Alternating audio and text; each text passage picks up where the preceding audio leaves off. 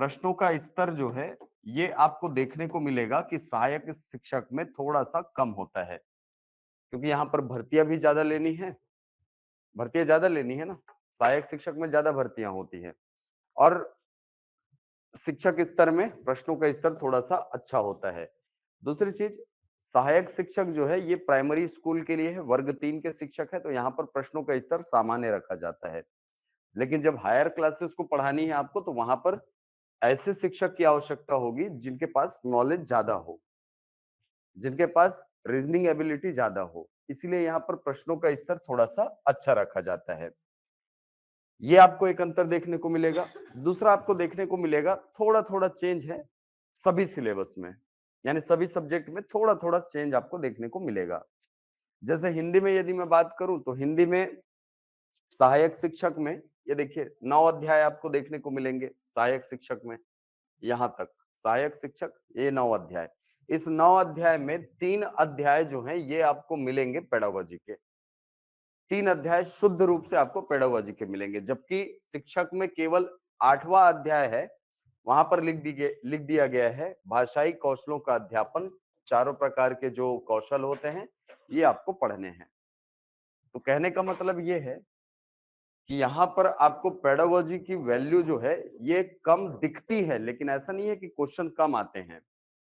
दोनों में प्रश्नों का स्तर लगभग दोनों में प्रश्नों का स्तर अगर देखोगे तो पेडागोजी वाले हिस्से में लगभग समान होता है। अगर आप सामान्य बुद्धि का प्रयोग करेंगे तो सहायक शिक्षक के लगभग 10 प्रश्न आने हैं, लगभग मान के चलिए टोटल 25 प्रश्न हिंदी के हैं, उसमें से 10 प्रश्न जो हैं ये पेडागोजी वाले हिस्से से हिंदी के आने वाले हैं। इसमें से लगभग 7-8 क्वेश्चन तो ऐसे होते हैं, 7 क्वेश्चन ऐसे होते हैं जिसको यदि आपने बीएड में अच्छे से पढ़ा है, यदि सामान्य बुद्धि का प्रयोग करना जानते हैं, 7 क्वेश्चन आसानी से बना सकते हैं सहायक शिक्षक में। शिक्षक में इसके लिए थोड़ा-सा पढ़ना होगा और अंतर कहाँ पर आता है, आप कितना भी पढ़ के जाओ, यहाँ पर 10 में से आपसे 9 क्वेश्चन ही बनेंगे। एक क्वेश्चन ऐसा पूछता है जो बनता ही नहीं है, या तो बनाने की कोशिश करोगे तो गलत बनता है। ये होता है, ये होता है पेडागोजी में, हिंदी की पेडागोजी में। क्योंकि भाषाई जो अध्ययन है, इसके अंतर्गत जो 4 भाषाई कौशल इसने केवल लिखा है, हम सोचते हैं कि ये 4 में से ही पूछेगा, लेकिन ऐसा नहीं है। उसके पूछने के दायरे में पियाजे का जो संज्ञानात्मक विकास है, वो सारा का सारा आप पेडागोजी में अप्लाई करते हो। जो दृश्य श्रव्य सामग्री जिनका प्रयोग आप इसमें करते हो, उसके अंदर जाकर के क्वेश्चन करने लगता है। तो फिर वहां पर गलती की संभावना विद्यार्थियों से बढ़ जाती है। तो हमको करना क्या है, हमको पहले तो ये बात समझिए कि दोनों के सिलेबस को अच्छे से रीड करना। आप दोनों के सिलेबस को आपको रीड करना है। दोनों के सिलेबस को आप ऐसे रीड करना कि आप डिफरेंस कर पाओ। सबसे पहले तो दोनों ही सिलेबस, चाहे वो शिक्षक हो चाहे सहायक शिक्षक हो, दो भाग में बटा हुआ है। पहला भाग जो है ये व्याकरण व्याकरण वाला भाग है। व्याकरणिक पोर्शन जो है ये आपको देखने को मिलेगा पहले भाग में। दूसरे भाग में आपको देखने को मिलेगा शिक्षा शास्त्र यानी पेडागोजी वाला हिस्सा, हिंदी, इसके अंतर्गत देखने को मिलेगा। व्याकरण वाले हिस्से से लगभग 15 प्रश्न आने हैं और शिक्षा शास्त्र से लगभग 10 प्रश्न आने हैं। ये कभी-कभी ऊपर नीचे होता है, कभी यहां से 13 पूछ देगा, यहां से 12 हो जाएगा, कभी यहां से 8 कर देगा, वहां से 17 हो जाएगा। तो ऐसे ये चेंज होता रहता है, लेकिन टोटल हिंदी भाषा से आपके 25 प्रश्न आने हैं, ये मान करके चलिए। क्योंकि सिलेबस में क्लियरली मेंशन किया है सहायक शिक्षक हेतु, ये सिलेबस है आपका। सिलेबस होगा तो आपको मार्क्स डिस्ट्रीब्यूशन पता होगा। सबसे पहले सहायक शिक्षक में बाल विकास एवं शिक्षा शास्त्र 30 अंक का है, सीडीपी, है ना। उसके बाद सामान्य हिंदी है 25 अंक का, अंग्रेजी है 25 अंक का, गणित यहाँ पर 30 अंक का है, पर्यावरण अध्ययन 20 अंक का है, कंप्यूटर 10 अंक का, सामान्य ज्ञान 10 अंक का।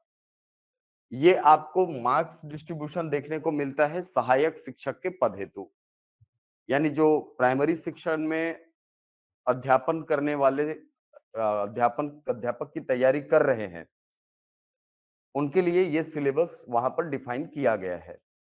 अब यदि हम शिक्षक की बात करें तो यहाँ पर भी लगभग वैसा ही सिलेबस देखने को मिलेगा, थोड़े से चेंज के साथ। सीडीपी वहां भी 30 था, यहाँ भी 30 है। सामान्य हिंदी वहां भी 25, यहाँ भी 25, अंग्रेजी वहां भी 25, यहाँ भी 25। अंतर देखने को मिलेगा आपको यहाँ पर।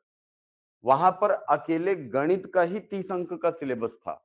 यहाँ पर गणित और विज्ञान मिलाकर 30 अंक का है।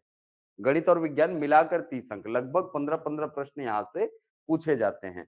एक नया हिस्सा इसमें जुड़ जाएगा, वो है सामाजिक अध्ययन। सामाजिक अध्ययन, सोशल स्टडीज इसके अंतर्गत जुड़ जाएगा और इसमें 20 अंक के प्रश्न यहाँ से पूछे जाएंगे। बाकी कंप्यूटर और सामान्य ज्ञान 10-10 अंक के। तो मार्क्स डिस्ट्रीब्यूशन तो आपको लगभग एक जैसा दिखेगा, बस थोड़ा थोड़ा अंतर दिखेगा। जैसे वहां पर आपको पर्यावरण अध्ययन नहीं दिखेगा, वहां पर आपको क्या दिखेगा, सामाजिक अध्ययन, और वो 20 अंक का दिखेगा। वहां पर आपको गणित नहीं दिखेगा, गणित और विज्ञान मिलाकर के 30 अंक मिलेगा। तो ये थोड़ा थोड़ा डिफरेंस है। अब यदि मैं हिंदी की बात करूं, क्योंकि मैं आपको आगे जाकर के हिंदी पढ़ाने वाला हूं, तो दोनों स्तर पर आपको सिलेबस जो है ये पता होना चाहिए। सिलेबस से अच्छा मार्गदर्शक आपका कोई नहीं हो सकता। एक चीज ध्यान रखिएगा, तो कभी भी पढ़ने बैठिएगा तो हाथ में सिलेबस होना ही चाहिए। आप वो व्यर्थ के भटकाव से बचाएगा वो। ठीक है, तो सिलेबस अगर नहीं होगी आपके पास, आप सिलेबस प्रिंट करा लेना, ऑफिशियल वेबसाइट पे डला हुआ है, वहां से प्रिंट कराया जा सकता है। ठीक। अब शिक्षक के पद हेतु यदि हम सिलेबस देखें, तो इस सिलेबस में कुल कौन से शिक्षक, इसमें आपको 8 अध्याय देखने को मिलेंगे। इसमें से 7 अध्याय जो है ये व्याकरण से जुड़े हुए हैं, व्याकरण से ही पूछे जाते हैं। जिसमें पहले अध्याय में स्वर, व्यंजन, अक्षर, वर्तनी, इतना हिस्सा लिखा हुआ है। मतलब सीधी सी बात है, ये बात किसकी कर रहा है सर, वर्णमाला की। वर्णमाला आपको पूरा पढ़ना है। वर्णमाला के अंतर्गत ऐसा नहीं कि हमको केवल ये पता हो गया कि भाई कौन कौन से वर्ण हैं, ऐसा नहीं है। वर्णमाला में आपको कॉन्सेप्ट बेस्ड क्वेश्चन जरूर पूछा जाता है। आप यदि पढ़े हैं हिंदी तो आपको पता होगा, अल्प प्राण वर्ण, महाप्राण वर्ण, अघोष वर्ण, सघोष वर्ण, है कि नहीं। उसके अंतर्गत विशेष वर्ण की जो व्यवस्था होती है, जैसे पार्श्विक वर्ण हो गया, लुंठित वर्ण हो गया, प्रकंपित वर्ण हो गया, नाम सुना होगा आपने। ये सारे वर्णों के बारे में पूछता है वहां। तो आपको थोड़ी सी जानकारी वहां पर सारे वर्णों की होनी चाहिए। इसके अलावा वर्णों का उच्चारण स्थल, कई सारे लोगों के मन में ये भ्रम रहता है कि हमसे केवल वो जो 5 वर्ग है, क, च, ट, त, प, इन्हीं का उच्चारण स्थल पूछेगा, उन्हीं का उच्चारण स्थल पूछेगा, लेकिन ऐसा नहीं है। हो सकता है वो आपको पूछ दे य का उच्चारण स्थल, हो सकता है वो पूछ दे शक्कर के श का उच्चारण स्थल। ऐसी स्थिति में दिमाग काम करना बंद कर देता है। तो हम सारी चीजों को एकदम कॉन्सेप्चुअल पढ़ेंगे, कॉन्सेप्ट से पढ़ेंगे, क्यों ऐसा होता है इस स्तर पर जाकर के पढ़ेंगे। और मेरा तो विशेष रुझान रहता है शिक्षक भर्ती में पढ़ाने का, मैं सही बता रहा हूँ। सीजीपीएससी वालों के साथ में थोड़ा सा ठीक है, उनको कम पढ़ा दो चलता है, लेकिन शिक्षकों के साथ कभी नहीं। इसका एक सबसे बड़ा रीजन जो मुझे लगता है, जो मैं खुद फील करता हूँ, वो ये है क्योंकि आगे जाकर के आपको पढ़ाना है ना, छत्तीसगढ़ महतारी की सेवा करना है यार। अभी शिक्षक यदि कि खराब रहे तो फिर पूरा जनरेशन खराब होता है ना। तो इसीलिए उत्तरदायित्व तो आपका ज्यादा होने वाला है आगे जाकर के। इसीलिए मेरे हिसाब से आपके पास नॉलेज भी ज्यादा होना चाहिए। इतना नॉलेज होना चाहिए कि आप उस कच्ची मिट्टी को गढ़ सको, है ना। शिक्षक का पद जो है, आप दुनिया में कोई भी पद देखो, किसी के नाम के पीछे जी नहीं लगा होता, गुरु जी लगा होता है। हाँ कि ना, गुरु जी, ये उस पद की प्रतिष्ठा को दिखाता है। आज भी आप जाओगे ना, तो आप कॉलेज के टीचर को भले एक बार इग्नोर करके निकल जाओगे, लेकिन स्कूल का यदि टीचर दिख गया ना, जाके पैर जरूर छुओगे। और जिन लोग सरकारी स्कूल में पढ़े, वो लोग खासकर, ये होता है। सरकारी स्कूल में कौन कौन पढ़े? हाँ, होता है ये। सरकारी स्कूल में ना एक अलग ही माहौल रहता है, प्राइमरी क्लासेस में। ठीक है, वहां पे शिक्षक मतलब एकदम भगवान ही है, समझो, एकदम भगवान ही है शुरुआत में तो जाते हो तो। और जो शिक्षक अच्छा पढ़ाते हैं, उनकी रेस्पेक्ट व्यक्ति जीवन भर करता है ना। कोई भी शिक्षक रहे, अब वो कॉलेज में रहे, चाहे स्कूल में रहे, कोई भी रहे, यदि उसकी अच्छी बॉन्डिंग है आपके साथ, आप उसको जीवन भर उसका आदर करोगे, ये रहता ही है। तो ये आपके व्यक्तिगत जीवन के लिए तो अच्छा है ही, सरकारी नौकरी हो जाएगी, है कि नहीं? एक सिक्योर लाइफ है आपके लिए आगे। लेकिन इसके अलावा ना एक बहुत अच्छा अवसर आपको मिलता है, एक काम हाथ में लेने का, जिससे कि आप अपने छत्तीसगढ़ को बढ़ता हुआ देख सकते हैं, बना सकते हैं, है कि नहीं? तो कोशिश ये करिए आप भी आगे जा करके कि आप एक बहुत अच्छा शिक्षक बनिए, बहुत अच्छा शिक्षक। ज़िम्मेदारियाँ तो रहेंगी, हमको बहुत सारे लोगों का ये रहता है, सर शिक्षक भर्ती आने वाला है, तैयारी करा दीजिए। शिक्षक जो है ना, वो आदमी खुद बनता है। ठीक है? शिक्षक व्यक्ति खुद बनता है। ये बाय चॉइस होता है। एक चीज़ समझना, ठीक है? ये बाय चॉइस होता है। अगर आप केवल सरकारी नौकरी के लिए शिक्षक बन रहे हो या ये सोच रहे हो कि भाई महीने की सैलरी आ जाएगी, है ना? जो भी है, अगर वर्ग 2 बन गए तो 55-60 हज़ार की सैलरी आ जाएगी, वर्ग 3 बन गए तो 35-40 हज़ार की सैलरी घर में आ जाएगी। बढ़िया जीवन चलते रहेगा, जब चाहो तब स्कूल में फर्जी साइन मार के छुट्टी मार लेंगे। आप एक सरकारी नौकर से ज़्यादा कुछ नहीं बन सकते। समझे बात को? आप गुरु कभी नहीं बन सकते, आप टीचर कभी नहीं बन सकते। यदि आपको शिक्षक बनना है, तो इसके उत्तरदायित्वों को, इसके प्रतिष्ठा के सम्मान को आपको समझना होगा। ठीक है? तो आशा करता हूँ आप लोग इस बात को समझते होंगे कि शिक्षक है क्या और कैसा शिक्षक आप बनना चाहते हैं, ये आप डिसाइड करो। ठीक है? हाँ, उसमें हम थोड़ा-सा आपको सहायता कर सकते हैं इस पद को पाने के लिए, लेकिन इस पद की प्रतिष्ठा और गरिमा को बनाए रखना, ये आपके ऊपर डिपेंड करता है। ठीक है? चलिए, अब यदि हम शिक्षक पद के सिलेबस की बात करें, तो इकाई 1 में हमको देखने को मिलेगा वर्णमाला, फिर है लिंग, वचन, काल, ये आपको देखने को मिलेगा, यानी शब्द रूप जो हैं, जिनको हम कहते हैं, वो आपको देखने को मिलेंगे। फिर है संधि के प्रकार और संधि विच्छेद। इकाई 2 में शब्द रूप और शब्द रचना। देखिए शब्द रचना लिखा यहाँ है, लेकिन शब्द रचना के अंतर्गत 4 टॉपिक आते हैं बेसिकली। एक तो आता है आपका संधि, एक है समास, एक है उपसर्ग और एक प्रत्यय। ये 4 टॉपिक जो है ये शब्द रचना के अंतर्गत आते हैं। तो मैं ये जो जब ये सिलेबस देखा ना, तो मुझे लगा कैसे बिखरा-बिखरा सिलेबस दिया हुआ है और वाक़ई में बहुत बिखरा-बिखरा इधर-उधर दिया हुआ है ना? क्योंकि शब्द रचना लिखना था, सामने लिखना था संधि, समास, उपसर्ग, प्रत्यय। लेकिन उसने संधि यहाँ लिखा है, समास और उपसर्ग प्रत्यय यहाँ लिखा है। ठीक है? तो वही है, हमको पढ़ना है, टॉपिक कवर होने चाहिए हमारे, इतना ध्यान में रखना।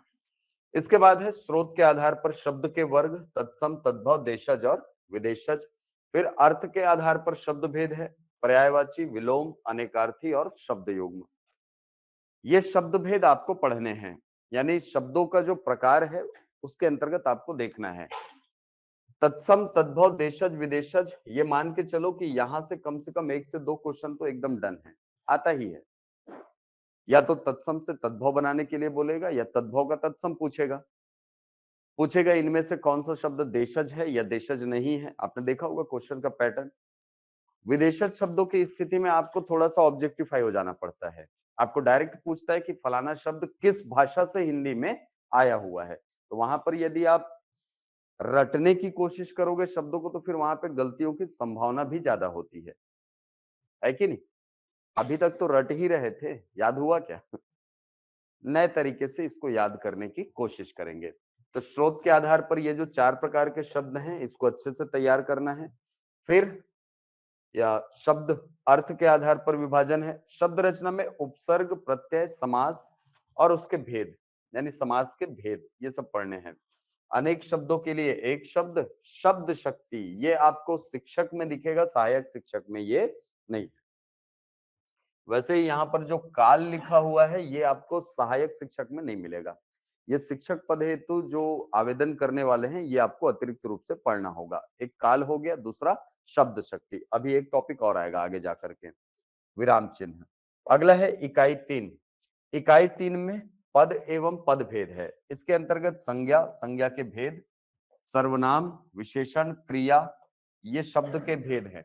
इसके बाद फिर कारक चिन्ह। यानी जो 8 प्रकार के शब्द आप पढ़ते हैं अर्थ के आधार पर, संज्ञा, सर्वनाम, विशेषण, क्रिया, प्रयोग के आधार पर, सॉरी, है ना? संज्ञा, सर्वनाम, विशेषण, क्रिया, क्रिया विशेषण, संबंध बोधक, समुच्चयवाचक और विस्मयादि बोधक। ये 8 प्रकार के जो शब्द पढ़ते हैं, उसमें से 4 को मेंशन किया है, बाकी 4 मेंशन नहीं किया है। लेकिन आप इसकी हरकत देखना पिछले एग्जाम का क्वेश्चन देखना, यहाँ से क्वेश्चन आया हुआ है क्रिया विशेषण से। लिखा है क्रिया विशेषण? नहीं लिखा है, लेकिन क्वेश्चन आया हुआ है। अव्यय से क्वेश्चन आया हुआ है, ठीक है? तो हमको उसको पढ़ना है। ऐसा नहीं है कि हम केवल इतना 4 पढ़ेंगे और हो गया सर, नहीं। उसको भी पढ़ना, पुराने क्वेश्चन को एनालिसिस करना, ठीक है? मैं आपको बोला हूँ ना, सिलेबस सबसे अच्छा मार्गदर्शक है, लेकिन साथ में क्वेश्चन पेपर भी रखना, पुराना। क्योंकि कई बार ऐसे होता है कि यहाँ लिखा नहीं होता, वो अपने धुन में क्वेश्चन निकालते जाते हैं और दे देते हैं। तो उसको ध्यान में रख करके आगे बढ़ना है। अब यदि इकाई 4 की बात करें, तो इसमें है वाक्य परिचय। वाक्य परिचय के अंतर्गत यहाँ लिखा है अंग एवं वाक्य भेद। तो वाक्य के अंतर्गत वैसे तो हमें बेसिकली 4 चीजें पढ़नी होती हैं, है ना? वाक्य के अंतर्गत 4 चीजें बेसिकली हमें पढ़नी होती हैं। पहली चीज पढ़नी होती है वाक्य के अंग, एक पढ़ना होता है वाक्य के आवश्यक तत्व, फिर पढ़ना होता है वाक्य के भेद, और एक पढ़ना होता है वाक्य शुद्धि। और ये चारों ऐसे टॉपिक है जहां से क्वेश्चन आते हैं, चारों टॉपिक से क्वेश्चन आते हैं। मैक्सिमम क्वेश्चन आपको यहाँ से और यहाँ से देखने को मिलेंगे, ये बहुत इंपॉर्टेंट सेक्शन है। आ जाइए। वाक्य भेद में आप जो दोनों प्रकार के आधारों का प्रयोग करके वाक्यों को बांटते हैं, जिसमें आप एक अर्थ के आधार पर वाक्य पढ़ते हैं, दूसरा रचना के आधार पर वाक्य। अर्थ के आधार पर 8 भेद, रचना के आधार पर 3 भेद। ये आप पढ़ोगे आगे जाकर के। तो वाक्य पूरा पढ़ना है, ये मान के चलो कि यहाँ से क्वेश्चन आना ही है, आता ही है यहाँ से क्वेश्चन। फिर है विराम चिन्ह, ये आपको शिक्षक में दिखेगा, सहायक शिक्षक में ये सिलेबस में नहीं है। ध्यान रखेंगे, जो सहायक शिक्षक की तैयारी कर रहे हैं, केवल आपको विराम चिन्ह, काल और शब्द शक्ति, ये 3 टॉपिक पढ़ने की आवश्यकता नहीं है। लेकिन आप यदि जानना चाहते हैं, पढ़ना चाहते हैं, तो बिल्कुल क्लास में बैठ सकते हैं। ऐसा नहीं है कि कौन से वर्ग की तैयारी कर रहे हो सर, वर्ग 3 की, तो भाग जाओ क्लास से आज विराम चिन्ह पढ़ाने। ऐसा नहीं होगा, पढ़ना चाहते हो पढ़ सकते हो, ठीक है? अगला है रचना, मुहावरे, लोकोक्तियां। यानी मूल रूप से देखा जाए तो मुहावरे और लोकोक्तियों की बात कर रहा है। अपठित गद्यांश, ये बहुत इंपॉर्टेंट सेक्शन था, लेकिन पिछला एग्जाम देखोगे तो यहाँ से क्वेश्चन आया नहीं है, ठीक है? और पिछला टीईटी भी देखोगे तो यहाँ से क्वेश्चन आया नहीं है। उसके पहले पूछता था, उसके पहले देखोगे आप तो लगभग 2 से 3 क्वेश्चन, 2 तो अपठित गद्यांश देता ही था, और वहां से लगभग 4 क्वेश्चन निकल करके आ जाते थे। लेकिन पिछला 2 एग्जाम देखना आप, पिछला शिक्षक भर्ती देखिएगा, जो 12,489 पदों के लिए हुआ था ना, उसको देखिएगा आप, और दूसरा जो पिछला सीजीटीईटी हुआ था उसको देखिएगा, दोनों में अपठित गद्यांश नदारद है। मतलब ये बिल्कुल मत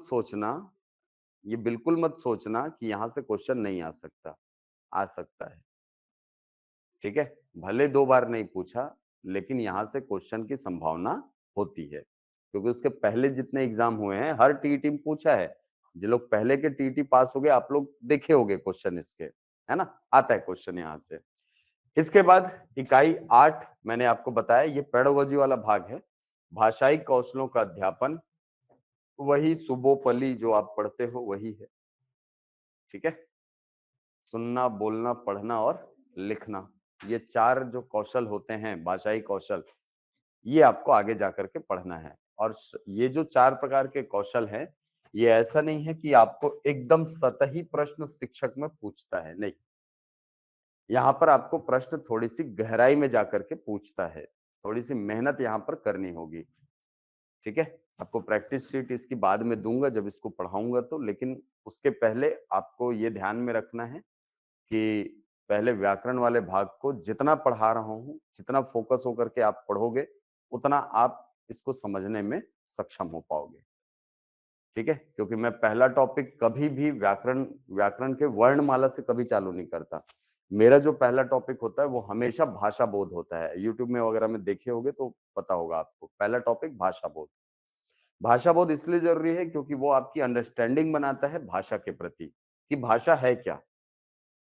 यदि भाषा के बारे में ही नहीं पता होगा कि हमें पढ़ना क्या है आगे जा कर के, तो फिर आप कैसे उसके व्याकरण को समझ पाओगे और कैसे ये निर्णय कर पाओगे कि सामने वाला बच्चा मुझसे सीख रहा है अच्छे से? क्योंकि पढ़ाना यदि देखो शिक्षक के पद में एक बड़ी बात बता रहा हूँ, अगर सेलेक्ट हो गए ना तो पहला सब्जेक्ट पढ़ाने के लिए हिंदी ही मिलेगा, ठीक है? जितने लोग सेलेक्ट हुए पिछले बार, सबको पहला सब्जेक्ट हिंदी मिला है, पढ़ाने के लिए, क्योंकि सबको लगता है ना ये आसान है, ये सिलेबस निपटा देगा, तो हिंदी पकड़ा दिया जाता है स्कूल में। हाँ, हो सकता है 2-4 महीने के बाद आपको दूसरा सब्जेक्ट भी मिले। लेकिन सहायक शिक्षक में यदि जाओगे, तो सबसे पहला सब्जेक्ट जो आपको मिलने वाला है वो हिंदी है, ठीक है? तो इसके लिए भी तैयार रहना रहना है अपने को। चलो, तो ये है सहायक शिक्षक का सिलेबस। तो सिलेबस यदि देखेंगे तो बहुत कठिन नहीं है, छोटा-सा नन्हा-मुन्ना सा सिलेबस है। आसानी से इसको पढ़ा जा सकता है और बहुत ज़्यादा स्ट्रेस मत लेना पढ़ते समय, हिंदी पढ़ते समय। 25 नंबर का सिलेबस है। शिक्षक की तैयारी ही बस कौन-कौन कर रहे हैं? शिक्षक की तैयारी, शिक्षक की, आप लोग। अच्छा और सहायक शिक्षक बाकी, ठीक, वर्ग 3 वाले हैं आप लोग, है ना? वर्ग 3 वालों के लिए ना पेडागोजी में थोड़ी-सी राहत हो जाती है, हो जाती है। वो राहत इसलिए हो जाती है क्योंकि प्रश्नों का स्तर जो थोड़ा कम होता है। लेकिन ये बिल्कुल मत सोचना कि सर फिर तो बना लेंगे हम लोग। टोटल 25 प्रश्न है भाई, ठीक है? व्याकरण वाला हिस्सा रुलाता है वहाँ पे। बहुत बेसिक-बेसिक प्रश्न होते हैं जिनको आप गलत करके आते हैं। आगे देखेंगे उनको, कहाँ-कहाँ आप गलतियाँ करते हो, सारी चीज़ें हम लोग चर्चा करते हुए चलेंगे। तो ये शिक्षक का सिलेबस है। सहायक शिक्षक के सिलेबस में आपको अध्याय की संख्या मिलेगी 9। यहाँ 9 अध्याय है, वहाँ 8 थे, यहाँ 9 है। इकाई 1 में है स्वर, व्यंजन, अक्षर, वर्तनी, यानी फिर से आप बात किसकी कर रहे हो सर? वर्णमाला की। वर्णमाला यहाँ से आपको पूछा जाएगा। फिर है लिंग, वचन, मैंने कहा ना काल यहाँ पर आपको देखने को नहीं मिलेगा। वहां पर था लिंग, वचन और काल, यहाँ काल नहीं है। फिर संधि, तीनों प्रकार की संधियों के बारे में बताया गया है। फिर है शब्द रूप और शब्द रचना, यही चीजें यहाँ भी है, वहां भी देखने को मिली थी हमको इकाई 2 में। इकाई 3 में शब्द रचना है, उपसर्ग, प्रत्यय, समास और उसके भेद, ये वहां भी था। हाँ हूँ, हाँ, ठीक है। यही हाँ हूँ नहीं की थी तो अमर कथा चूक गई थी पार्वती।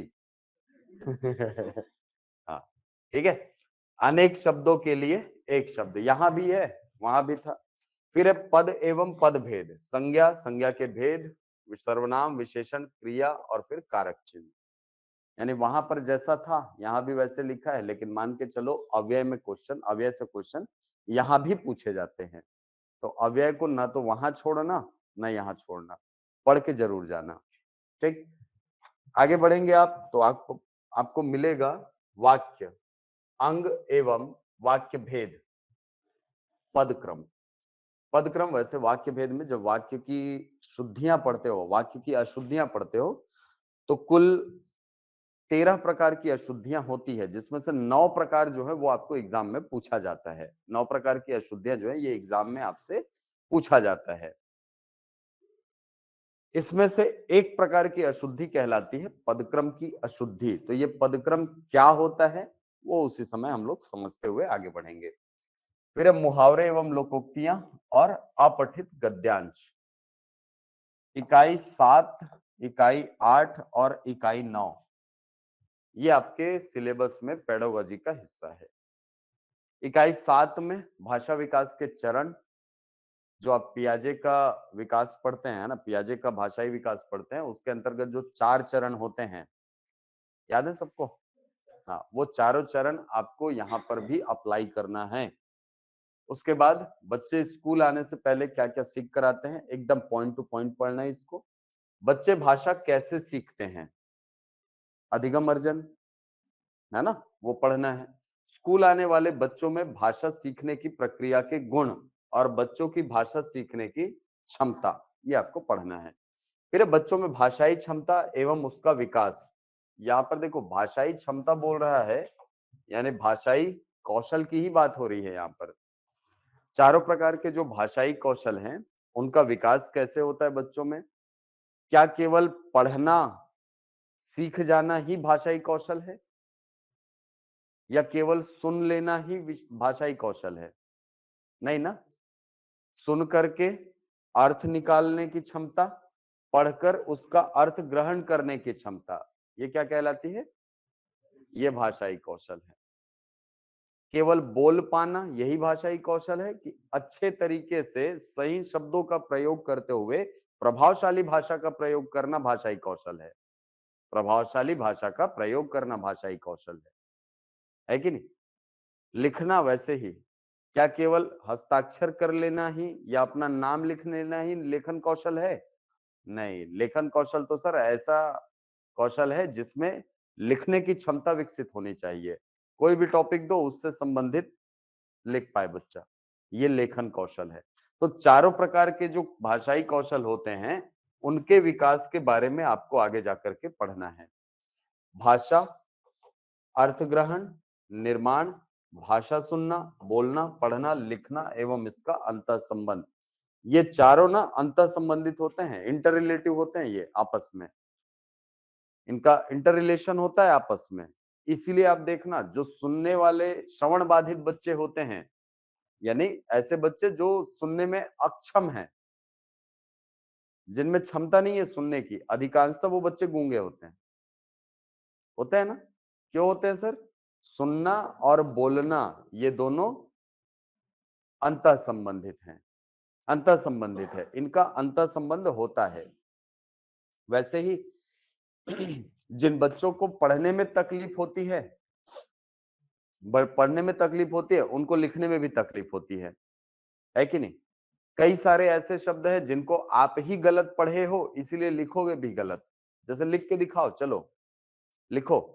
मुहूर्त, मुहूर्त, नुपुर, मुहूर्त, नुपुर, नुपुर, नुपुर लिख लिए। आजीविका,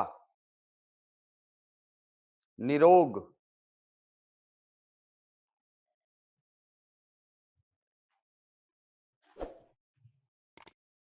हो गया? हो गया ना?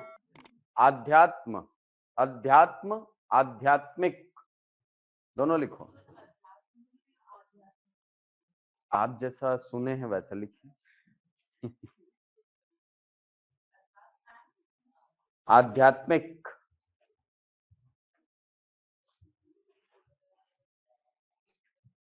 हो गया? हो गया ना? हाँ, और लिखिए शब्द।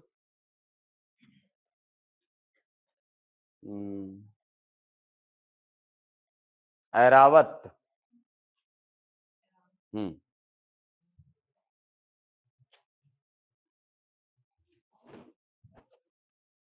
लिख लिए।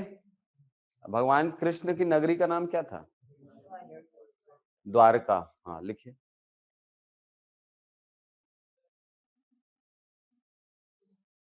हो रही है तकलीफ लिखने में? ई की मात्रा आएगी कि नहीं आएगी सर? नहीं आएगी? अच्छा, चलो अब फिर मुझे बताओ कितने शब्द हैं? 8 शब्द हैं। चलो बहुत बढ़िया। पहला शब्द क्या था?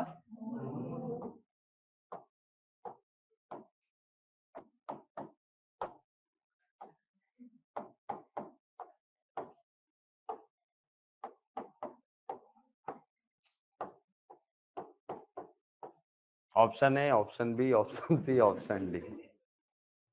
हाँ, बताइए कौन सही है? ये सही है? कितने लोगों को लगता है ये सही है? आपने ए, अच्छा चलो, ए वाले जो जो हैं हाथ उठाइए। बधाई हो, गलत है। दूसरा ऑप्शन वाले, 1 2 3 4 5 6 7 8 9 10, गिन के 10, 11। आप 11 लोगों का बस सही है, बाकी गलत है भाई। ये मजा है हिंदी में। ठीक है, अभी जिनका सही है वो बहुत ज्यादा खुश मत होइए, अभी 7 और हैं। हाँ, हाँ, बताइए। नुपुर, नुपुर, नुपुर, नुपुर कौन सही है? ऑप्शन ए वाले गलत है, ऑप्शन बी वाले गलत है, ऑप्शन सी वाले 1 2 3 4 5 लोग ये सही है, ऑप्शन डी भी गलत है, बचे हुए लोग गलत है। अब समझ आया कितना मुश्किल होता है जब हम पढ़े गलत रहते हैं तो सही लिखना कितना गलत है, कितना कठिन हो जाता है ना? इसका सबसे बड़ा रीजन क्या है पता है? आपके दिमाग में इन शब्दों का स्कीमा नहीं बना है। स्कीमा जानते हैं ना? हाँ, एक टेम्पररी पिक्चर है जो परमानेंट आपके दिमाग में बैठी होती है। अगला शब्द क्या है? ये तो मेरे ख्याल से सब सही ही लिखे होंगे, लिखे हो ना? जा में बड़ी ई, वा में छोटी ई और का। कौन कौन सही लिखे हो? ऐसा लिखे हो? हाँ सही है, ये सही है। ठीक है, अच्छा अगला शब्द क्या था? निरोग। अच्छा, ना में छोटी ई आएगा बड़ी आएगा? छोटी ई आएगा, बहुत बढ़िया। ना में बड़ी ई आता है, ये सही है। हाँ, पिछला एग्जाम उठाना देखना क्वेश्चन, और ये सही भी है ना, विसर्ग संधि का नियम है ये।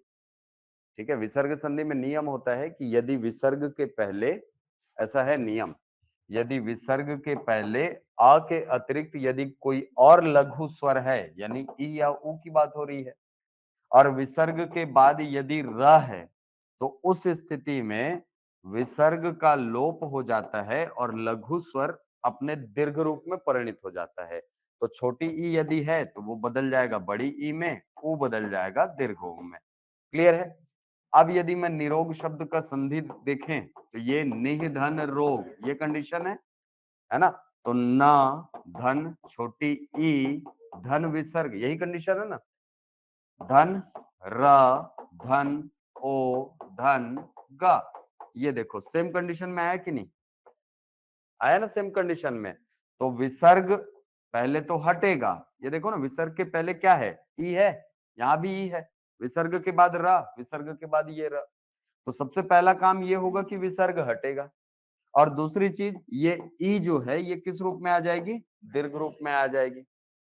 अब जोड़ोगे आप तो न में कौन सी मात्रा लगेगी सर? बड़ी ई, और वापस र से ओ मिला, रो बना, और क्या बचा? बहुत सारे ऐसे शब्द हैं जिनका स्कीमा गलत है हमारे दिमाग में। हाँ भाई, कौन सा? ना क्यों रहेगा? नहीं नहीं नहीं, आधा नहीं रहेगा भाई, वो पूरा रहेगा। हम्म हम्म हाँ बिल्कुल, बिल्कुल गलत होता है। जैसे आप हॉस्टल में जाते हो, किसी भी हॉस्टल में या सरकारी ऑफिस में जाते हो तो वहां लिखा अनाधिकृत प्रवेश वर्जित, गलत है, अनधिकृत होना चाहिए। बहुत सारे ऐसे शब्द हैं जिनका प्रयोग सरकारी ऑफिसों में ही गलत होता है, तो उसमें मैं क्या कर सकता हूँ? ठीक है, शिक्षक बनोगे तो अपने स्कूल में सही करवा के लिखना, और क्या बोलूं मैं? हाँ, कहीं से बीज फूटे तो सही हो, है ना? हाँ, यहाँ तक मैं गया था वहाँ यूनिवर्सिटी, रविशंकर यूनिवर्सिटी, वहां पर जो बैरिकेड लगा हुआ है ना, वहां भी लिखा हुआ है अनाधिकृत प्रवेश वर्जित। मेरे साथ एक सर थे, मैंने बोला सर वहाँ अनाधिकृत प्रवेश वर्जित। अब हिंदी का टीचर होने का ना एक बहुत बड़ा नुकसान ये भी है, गलतियां बड़ी दिखती है शब्दों में। कहीं भी गलत है ना, जैसे मिठाई दुकान में मिष्ठान्न लिखा है, गलत लिखा है सर, मिष्ठान्न होना चाहिए वो। तो लोग बोलते हैं अरे यार। हाँ, ये ना हिंदी का टीचर होने का नुकसान होता है। ठीक है, लेकिन ये भी है कि अपने साथ वाले को बता भी सकते हो कि भाई ये शब्द गलत है ना? तो वहां मैंने उनको बोला सर ये अनाधिकृत नहीं होता सर, अनधिकृत होता है। तो वो सर तो खैर साइंस वाले थे तो उन्हें उतना समझ आया नहीं बात, है ना? समझ में आई नहीं बात। लेकिन मैंने उनको बताया फिर भी कि सर वो पूछे, जिज्ञासा थी उनमें, उन्होंने कहा सर कैसे गलत है? मैंने बताया उनको कि अन उपसर्ग होता है तो न हलंत युक्त होता है, हलंत वाला होता है, अधिकृत शब्द होता है। अधिकार शब्द जैसे है ना, वैसे ही अधिकृत शब्द होता है। अधिकृत में का अ न को पूरा करेगा तो ना नहीं बनेगा, न बनेगा। नहीं समझे? अगर हम न में अ जोड़ेंगे तो ये ना बनेगा, ना थोड़ी बन जाएगा। बनेगा क्या? तो फिर अन धन अधिकृत अनाधिकृत कैसे हो गया? ये है दिक्कत। ठीक है? अब सोचो वो छत्तीसगढ़ की सबसे बड़ी यूनिवर्सिटी है भाई। हाँ कि ना? वहां गलत लिखा हुआ है तो सरकारी ऑफिसों में हो सकता है गलत, लेकिन हमको तो व्याकरण संबद्ध भाषा सीखनी है ना, व्याकरण सीखना है हमको। ठीक है? और व्याकरण में ये सही होता है, ये गलत है, सॉरी, हाँ ये सही है, वो जो छोटी ई वाला होता है ना वो गलत होता है, ध्यान रखेंगे। अगला क्या शब्द था? ये किसने किसने लिखा है? ये किसने किसने लिखा है? बस। अच्छा, और ये किसने किसने लिखा है? बाकी लोग नहीं लिखे हैं क्या? आधे लोग हाँ वाले, आधे लोग ना वाले, आधे नोटा वाले भी हो। हाँ, ऐसे ऐसा विकल्प तो था नहीं, लेकिन ये सही है। ये भी संधि का नियम है। अधि धन आत्म, ये देखिए, अधि यण संधि है यहाँ, अधि धन आत्म। ई का मेल होगा आ से, या बनेगा, आगे जाके पूरा डिटेल में पढ़ेंगे। धा रह जाएगा आधा, पीछे छूट गया आ, इधर बच गया आधत्ता मिला मां, खत्म। ठीक है? बहुत सारे शब्द हैं जिनको हम लोग पढ़ते गलत हैं, और पढ़ते गलत हैं लिखते गलत हैं, लिखा हुआ देखते गलत हैं, इसलिए हमारे दिमाग में स्कीमा गलत बनता है, और स्कीमा गलत बना तो हम जब लिखेंगे तो वो भी गलत उतरेगा, है ना? आध्यात्म नहीं होता, ध्यान रखना, अध्यात्म होता है। और वैसे ही अगला क्वेश्चन क्या था? हाँ, आध्यात्मिक सही है। आध्यात्मिक सही है। ये सही है, ये सही होता है सर। क्यों? आपने जोड़ा है अध्यात्म के साथ एक प्रत्यय जोड़ा है। एक प्रत्यय की खासियत होती है कि वो जब भी किसी शब्द के साथ जुड़ेगा वो पहली मात्रा को प्रभावित करेगा, पहले स्वर को। जो पहला स्वर उसको मिलेगा उस शब्द में उसको प्रभावित करेगा एक प्रत्यय। जैसे मूल शब्द सुना है, मूल, एक जोड़ो मौलिक। भूत शब्द है, एक जोड़ो भौतिक। इतिहास शब्द में एक जोड़ो ऐतिहासिक। इसके बदलने का पैटर्न क्या होता है पता है? एक प्रत्यय यदि किसी ऐसे शब्द से जुड़ रहा है जिसका पहला स्वर आ है तो ये बदल जाएगा आ में। यदि छोटी ई है तो ये डायरेक्ट बदल जाएगा आय में, बड़ी ई में नहीं बदलेगा। जैसे इतिहास ऐतिहासिक बदला ना, और वैसे ही यदि ऊ है तो ये डायरेक्ट बदल जाता है आओ में, उपनिवेश। ये एक प्रत्यय की महिमा है भाई। ठीक है? हाँ, एक प्रत्यय की महिमा भगवान से कम नहीं है, मतलब ज्यादा नहीं है तो कम भी नहीं है। ये किसी भी छोटे को डायरेक्ट सबसे बड़े पद पे ला देता है। ये सबसे बड़ी मात्रा है हमारे यहाँ, अय और औ मानी जाती है ना। उसको जिस सबसे छोटे को वही रास्ते से उठा के स्टार बना दूंगा वाली कहानी है ये। ठीक है? हाँ, तो ये एक प्रत्यय है। तो आध्यात्मिक शब्द, यहाँ पे यदि शब्द में देखोगे तो पहला स्वर अ है, एक प्रत्यय जुड़ेगा तो आ बदल जाएगा किसमें, और इसीलिए शब्द बन जाता है आध्यात्मिक। शब्द है अध्यात्म, अध्यात्म एक जोड़े आध्यात्म बन गया, एक जोड़े आध्यात्मिक बन गया वो, है ना? चलो अगला क्वेश्चन क्या था?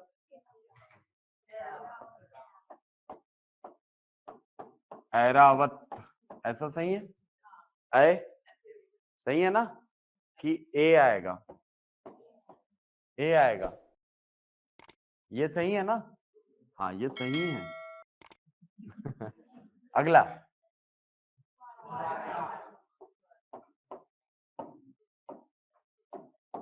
कौन कौन ये लिखे हो? उठाओ उठाओ उठाओ, कुछ नहीं बोलूंगा मैं। हाँ हाँ,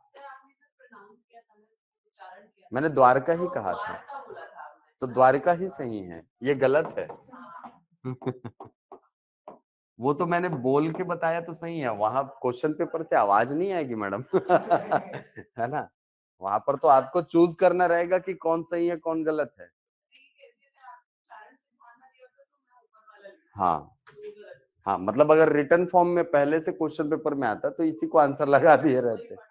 हाँ, ये सही है। ठीक है, कितने शब्द हो गए क्या?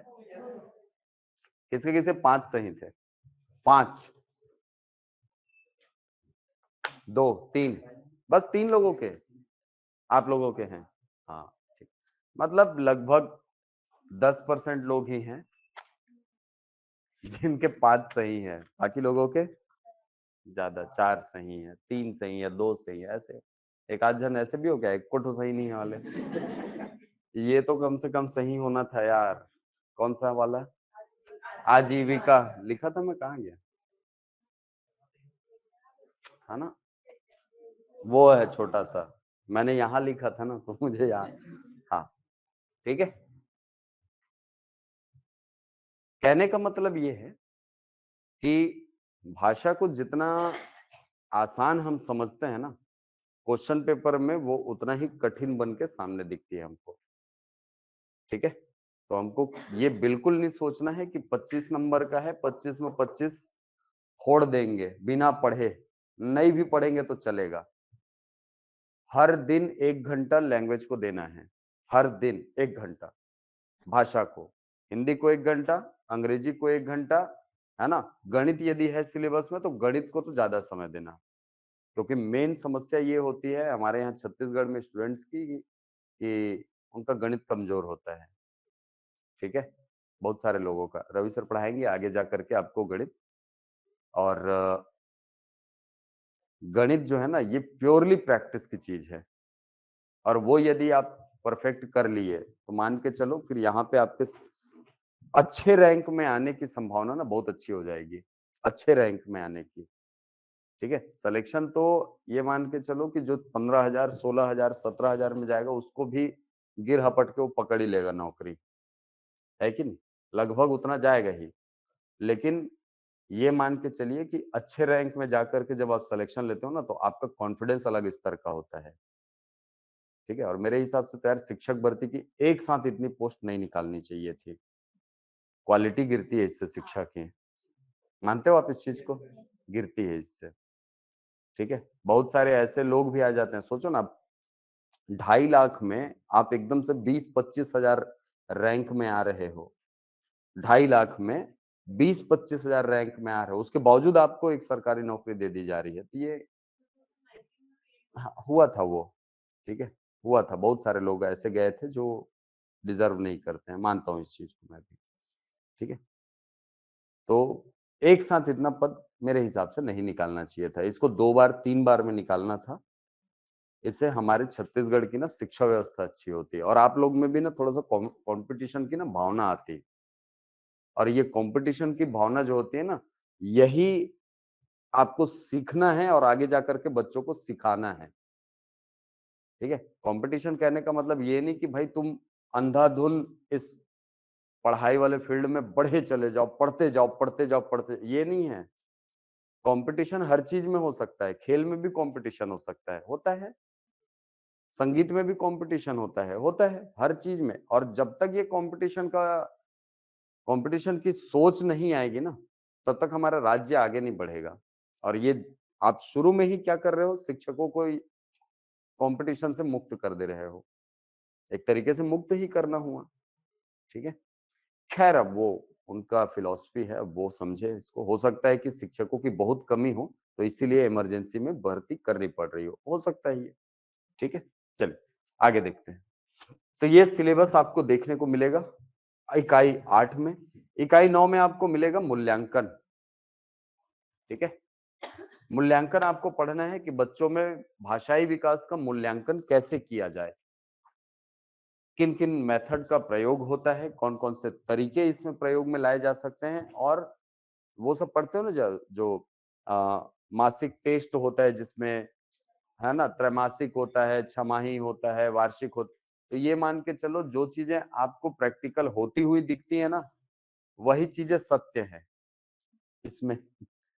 इस फील्ड में वही चीज सत्य है, क्योंकि वहां पर क्वेश्चन पूछता है कि तिमाही परीक्षा लेना सही है कि नहीं है, तो होता है मतलब सही ही होगा, होता है मतलब सही ही होगा ना। तभी तो भाषा शास्त्रियों ने ये सुझाया है कि हर 3 महीने में एक बार पाठ्यक्रम जितना हुआ है उसको, उसका टेस्ट हो।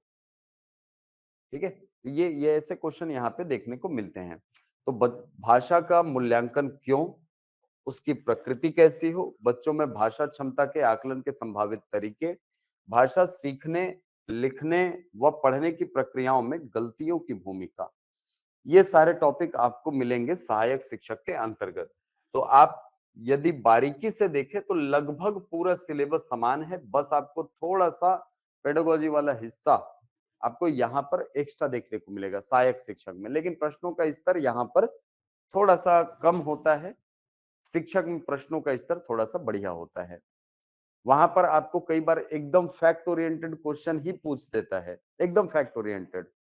जैसे कोई सिद्धांत है, उस सिद्धांत के जन्मदाता, जैसे कोई सिद्धांत है, उस सिद्धांत का मुख्य कथन क्या है, या कोई कथन दे देगा, पूछेगा इस कथन में निहित जो भाव है या निहित जो शैक्षणिक पद्धति है वो कौन सी है। ऐसे क्वेश्चन भी देखने को मिलते हैं। तो इसको थोड़ा सा डीपली जाकर के शिक्षक भर्ती वालों को पढ़ना होगा। ठीक है, जब आगे पढ़ाऊंगा मैं आगे जा करके, तो वहां पर इसको ध्यान देना।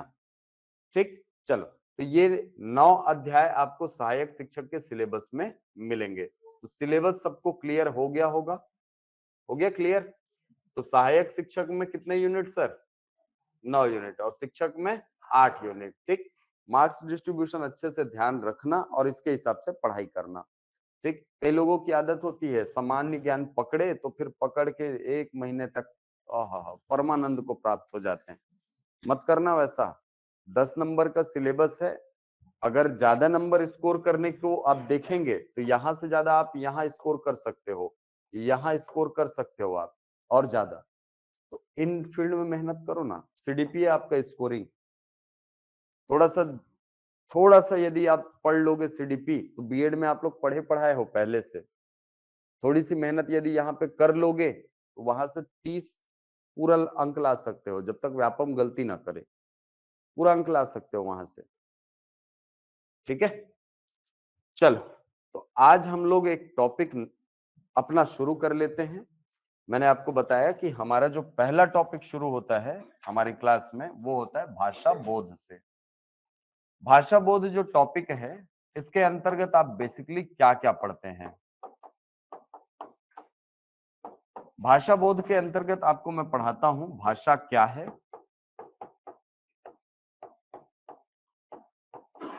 भाषा में कौन कौन से गुण होते हैं, भाषा के कौन कौन से प्रकार होते हैं, ये आप देखेंगे। इसके अलावा आप देखते हैं हिंदी भाषा का विकास क्रम, यहां से आप देखना पिछले 3-4 एग्जाम में रेगुलरली क्वेश्चन आया है यहाँ से। वो संस्कृत, पाली, प्राकृत पढ़े हैं ना? हाँ, वही है, ये हिंदी का विकास क्रम पढ़ेंगे। सिलेबस में कहीं मेंशन है क्या? लेकिन क्वेश्चन आते हैं यहाँ से। ठीक है, इसके अलावा एक टॉपिक आपको पढ़ना है इसमें, भाषा के संबंध में संवैधानिक प्रावधान।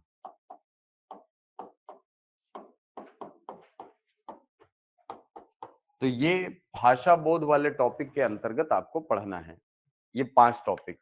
सबसे पहले भाषा क्या है, फिर भाषा में कौन कौन से गुण होते हैं, भाषा के कौन कौन से प्रकार होते हैं, और फिर हिंदी भाषा का विकास क्रम, और फिर देखेंगे भाषा के संबंध में संवैधानिक प्रावधान। ठीक है, चलिए, तो पहला हेडिंग डालेंगे भाषा क्या है या भाषा की परिभाषा। भाषा की परिभाषा क्या है? भाषा, मैं चाहता हूं उत्तर आप दो, क्या है भाषा?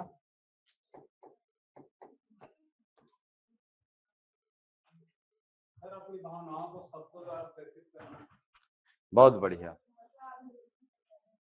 माध्यम है। हाँ, भाषा अभिव्यक्ति का माध्यम है, बहुत बढ़िया। लगभग सबका उत्तर यही होगा। भाषा अभिव्यक्ति का माध्यम है जो हमारे मन के भावों को दूसरों तक संप्रेषित करता है, भेजता है, यही है। आप मानोगे ये परिभाषा आज से 2500 साल पहले दी जा चुकी है। हाँ, और ये भाषा की परिभाषा दी गई थी आचार्य पतंजलि के द्वारा। आचार्य पतंजलि योग सूत्र वाले थे, जान रहे हो ना? हाँ, इन्होंने एक पुस्तक लिखी थी जिसका नाम था महाभाष्य। महाभाष्य, और इस महाभाष्य में पहली बार परिभाषित किया गया है भाषा को। और भाषा को परिभाषित करते हुए आचार्य पतंजलि लिखते हैं, भाषम व्यक्तायाम वाची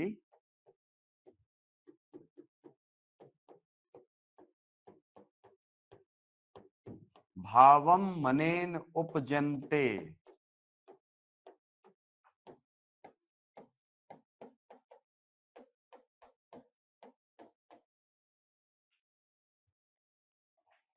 भावम भाषम व्यक्तायाम वाची भावम मनेन उपजन्ते। वैसे देखा जाए तो भाषा को परिभाषित करने का काम किसने किया है? आचार्य पतंजलि ने। और इन्होंने कहा है भाषा अभिव्यक्ति का वह माध्यम है जो मन में उपजने वाले भावों को बोलकर अभिव्यक्त करती है। ठीक है, यानी भाषा शब्द की उत्पत्ति आचार्य पतंजलि ने बताई है भाष धातु से, जिसका अर्थ ही होता है बोलना। भाषा शब्द की व्युत्पत्ति कहां से बताई इन्होंने? भाष धातु से, जिसका अर्थ होता है बोलना। षटकोण के श में हलंत लगा होगा, ध्यान रखेंगे। धातु, जैसे हमारे यहाँ हर क्रिया का ना मैडम एक मूल रूप होता है। जैसे हम लोग पढ़ते हैं पढ़ना क्रिया है तो उसकी धातु होती है पठ धातु। ठीक है, लिखना है तो लिख धातु, वो धातु रूप है। क्रिया के मूल रूप को धातु कहा जाता है। जो भी क्रिया होती है ना उसका, वो एक बीज से निकलता है, उस क्रिया को, क्रिया का मूल रूप को कहते हैं धातु। और उसी का फिर काल के अनुसार रूप बदलता है। पढ़ते थे ना संस्कृत में, पठती, पठता, पठंती, तीता, अंति, सीथा था, ये वही है। ठीक है, वो काल के अनुसार बदलता रहता है, वचन के अनुसार। चलिए, तो भाष धातु से बताई है व्युत्पत्ति आचार्य पतंजलि ने, किसकी? भाषा की। लेकिन एक चीज याद रखना, भाषा का पहला व्याकरण ग्रंथ माना जाता है आचार्य पाणिनि की अष्टाध्यायी को। अब इन दोनों के बीच में संबंध समझना। अष्टाध्यायी किसने लिखा? आचार्य पाणिनि ने। ये जो आचार्य पाणिनि द्वारा लिखी गई, आचार्य पाणिनि द्वारा लिखी गई किताब थी जिसका नाम क्या था सर? अष्टाध्यायी। ये पूरे विश्व में व्याकरण की पहली पुस्तक थी, पूरे विश्व में। पूरा विश्व मतलब ऐसा नहीं, मैं भारत की बात नहीं कर रहा हूं, मैं बात किसकी कर रहा हूं? पूरे विश्व में। यानी पूरी दुनिया में यदि कोई भाषा जिसका व्याकरण लिखा गया हो, वो कौन सी भाषा रही होगी? किस भाषा का व्याकरण लिखा गया होगा? सबसे पहले संस्कृत भाषा। क्यों सर? क्योंकि अष्टाध्यायी मूलतः किस भाषा के व्याकरण से संबंधित है? संस्कृत भाषा के। ये लिखने में और पढ़ने में थोड़ी सी जटिल थी। ठीक है, जब आप माहेश्वर सूत्र पढ़ेंगे, पाणिनि सूत्र पढ़ेंगे, तो उसमें शुरुआत में 14 सूत्र दिए हैं, उनको पाणिनि सूत्र कहा जाता है। उस पाणिनि सूत्र को जब आप पढ़ेंगे तो आपको आधी चीजें तो समझ ही नहीं आएंगी। क्या लिखा है? अच, ऐसा शब्द लिखा हुआ अच। इसका मतलब क्या होता है पता है? इसका मतलब ये होता है आ से प्रारंभ करो, च तक चलो। यानी जब आप वर्णमाला पढ़ते हो ना तो आ ओ दे अच बोली। ठीक है, आ से चलो, आ आ ई ई ओ री, री बड़ा री, री, री स्वर होता है वहां, 13 स्वर होते हैं संस्कृत में। उसके बाद ए ऐ ओ औ, अंग, अह, फिर आएगा क ख ग घ अंग, फिर च। इतने पूरे वर्णों को एक साथ दिखा दिया गया यहां से। अच, ये पहला सूत्र है पाणिनि सूत्र का। माहेश्वर सूत्र का पहला सूत्र कौन सा है? अच। नहीं पूछेगा। बता रहा हूं कि वहां पर क्लिष्टता कैसी थी। वहां पर ये जो क्लिष्टता है ये आम लोगों के समझ में नहीं आती थी। इसीलिए आचार्य पतंजलि ने क्या किया? आचार्य पतंजलि ने इस संस्कृत के व्याकरण को सरल किया और सरल करके संस्कृत का व्याकरण लिखा और उसका नाम रखा महाभाष्य। असल में ये महाभाष्य जो है ये मूल ग्रंथ नहीं था, ये अष्टाध्यायी पर लिखी गई टीका थी। टीका समझते हैं? भाष्य, भाष्य जैसे अभी रामचरितमानस पे लोग टीका करते हैं ना, टीका करना मतलब उस पे भाष्य करना, उसको अपनी भाषा में विस्तारित करना, व्याख्या करना उसकी। जैसे रामचरितमानस के टीकाकार होते हैं, सुने हो ना? नहीं सुने? अरे इतना बड़ा अभी बीच में रामायण महोत्सव हुआ यार हमारे यहाँ रायगढ़ में, हुआ ना? कौन थे जिन लोग आए थे वो लोग? वो लोग टीकाकार थे। वो लोग किसी भी पद को पढ़ते थे और पद को पढ़ करके उसको उसकी व्याख्या करते थे। तो ये जो व्याख्या करने का काम होता है ना, इसको बोलते हैं टीका करना। तो ये जो महाभाष्य है ये मूल मूल ग्रंथ नहीं है, ये अष्टाध्यायी पर लिखी गई टीका है। ये टीका है, ठीक है? ध्यान रहेगा? चलो, तो ये दोनों साहित्यों के नाम आप याद रखिए, एक तो अष्टाध्यायी, दूसरा महाभाष्य। रचनाकार पाणिनि, यहाँ रचनाकार पतंजलि। हाँ, कठिनता, ठीक है? भाषा थोड़ी सी कठिन हुआ करती थी, जटिलता थी वहां। ओके, अब यदि हम भाषा की परिभाषा की बात करें तो भाषा की परिभाषा, भाषा अभिव्यक्ति का माध्यम है जो मन में उत्पन्न होने वाले भावों को बोलकर अभिव्यक्त करती है, ठीक है? सीटेट का सिलेबस क्या है सर जी? टीईटी के सिलेबस में लगभग सारी चीजें समान हैं, बस वहां पर क्वेश्चन 30 होते हैं। 30 नंबर का सिलेबस होता है टीईटी में, ठीक है? सिलेबस लगभग सेम है, लगभग क्या सेम ही है। चलो, अब आते हैं भाषा के गुणों में। लिखेंगे, अगला हेडिंग डाल लेंगे भाषा के गुण। भाषा की परिभाषा क्लियर है?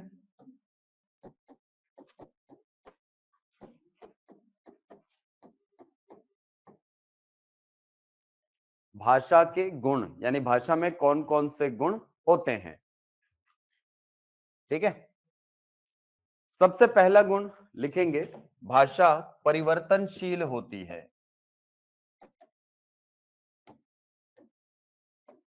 यानी पहला गुण कौन सा है? भाषा में परिवर्तनशीलता।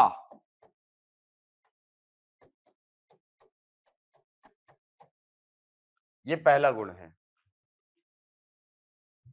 कोई भी भाषा हो, दुनिया की कोई भी भाषा, देखो ये जो गुण लिखा रहा हूं ना, ये ऐसा नहीं है कि केवल हिंदी के बारे में या संस्कृत के बारे में सत्य है, नहीं। दुनिया की कोई भी भाषा हो, किसी भी छोर की भाषा हो, उनके लिए ये सभी गुण लागू हैं, ध्यान रखना, ठीक है?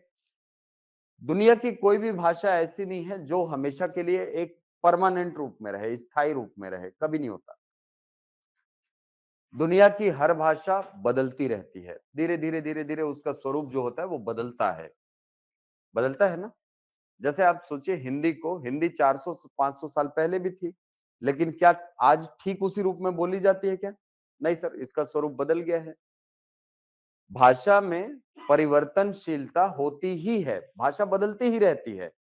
कोस कोस में पानी बदले, चार कोस में बानी, बोला जाता है ऐसा, है ना?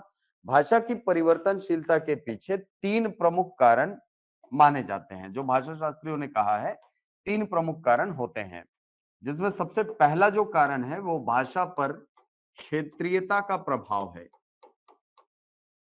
भाषा पर प्रभाव किसका? क्षेत्रीयता का। क्षेत्रीयता का प्रभाव आपको दो अलग अलग रूपों में देखने को मिल सकता है। कैसे सर? एक प्रभाव, दुनिया की हर भाषा अपने आसपास की भाषाओं और बोलियों से प्रभावित होती है, होती है।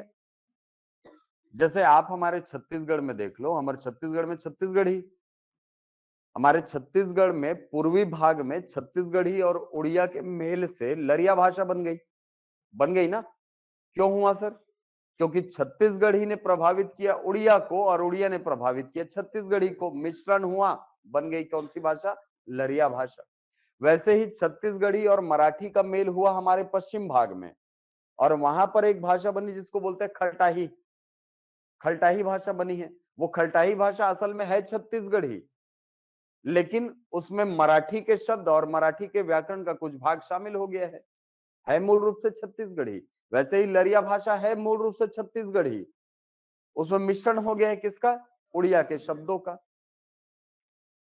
ठीक है, तो ये जो प्रभाव है, ये बेसिकली प्रभाव किसका है? क्षेत्रीयता का प्रभाव। तो कोई भी भाषा अपने आसपास की भाषाओं और बोलियों से प्रभावित होती है और इसके कारण उसका स्वरूप बदल जाता है। ये परिवर्तनशीलता हमें दिखाई पड़ती है। ये पहले प्रकार की। दूसरा, एक ही भाषा अलग अलग क्षेत्रों में अलग अलग रूपों में बोली जा सकती है। बोली जाती है, बोली जाती है ना? एक ही भाषा, जैसे हमारी छत्तीसगढ़ी को ही लो, हम लोग रायपुर वाले, आबो जाबो खाबो, आप लोग बिलासपुर वाले, आहा जहां कहा, है ना? भाव वही है। अंबिकापुर वाले हैं क्या कोई? आइल गईल खैल वाले, आइल गईल खैल, हाँ, वहां उधर चलता है वो छत्तीसगढ़ी ही, है छत्तीसगढ़ी, लेकिन क्षेत्र के हिसाब से उसका स्वरूप क्या हो गया? बदल गया। आप भी अगर खाहा बोलोगे तो उसका मतलब खाबो ही होता है ना? हाँ, तो स्वरूप जो है एक ही भाषा का क्षेत्र के हिसाब से अलग अलग हो सकता है। यही है भाषा पर प्रभाव क्षेत्रीयता का। तो क्षेत्रीयता के कारण भाषा का स्वरूप बदलता है। दूसरी चीज जिसके कारण भाषा का स्वरूप बदलता है, यह है समय का प्रभाव। भाषा पर प्रभाव किसका? समय का। समय के कारण भी भाषा परिवर्तित होती रहती है, बदलती है। भाषा का स्वरूप बदलता है किसके कारण? समय के कारण। इसके पीछे जो सबसे बड़ा कारण होता है ना, ये होती है हमारी मानवीय प्रवृत्ति, ह्यूमन टेंडेंसी। क्या होती है सर? देखो, हमारी मानवों की प्रवृत्ति ना ऐसी है कि हम कठिन शब्दों का उच्चारण करना ही नहीं चाहते। हम नहीं करते कठिन शब्दों का उच्चारण। हम उसको अपने तरीके से सरल कर लेते हैं। उस शब्द को, जो हमें कठिन लगता है ना शब्द, हम उसको अपने तरीके से सरल करते हैं और उस सरल रूप को ही उच्चारित करने लगते हैं। जैसे जैसे हमारे लिए नारिकेल बोलना कठिन था सर। क्या कठिन था? हमने इसको बना दिया नारियल। बना दिए ना? बना दिए। हाँ। हमारे लिए कदली बोलना कठिन था, हमने बना दिया इसको केला। बना दिए सर। हमारे लिए करपट बोलना कठिन था, हमने इसको बना दिया कपड़ा। कपड़ा। हमारे लिए तैल बोलना कठिन था, हमने बना दिया तेल। बना दिए। हमारे लिए हस्ती बोलना कठिन था, हमने बना दिया हाथी। है कि नहीं? हमारे लिए व्याघ्र बोलना कठिन था, हमने बना दिया बाघ। हमारे लिए लोमशा बोलना कठिन था, हमने बना दिया लोमड़ी। लोमड़ी। हमारे लिए श्रृंगाल बोलना कठिन था, श्रृंगाल। नहीं, सियार। सियार होता है, ये वो श्रृंगार होता है। श्रृंगार बन गया सिंगार। क्या मतलब हुआ सर? मतलब ये हुआ कि हमें जो स्वरूप सरल लगता है, हम उस स्वरूप में भाषा का व्यवहार करते हैं। और यहीं से कॉन्सेप्ट आता है तत्सम शब्दों का, तद्भव शब्दों का। मूल रूप से देखोगे तो ये सब तत्सम शब्द हैं जो कठिन है उच्चारण में, और ये क्या है सर? है ना? हाँ, यही से तत्सम तद्भव शब्द प्रारंभ होते हैं। तो हमारी मानवीय प्रवृत्ति के कारण समय का प्रभाव हमें दिखाई पड़ता है।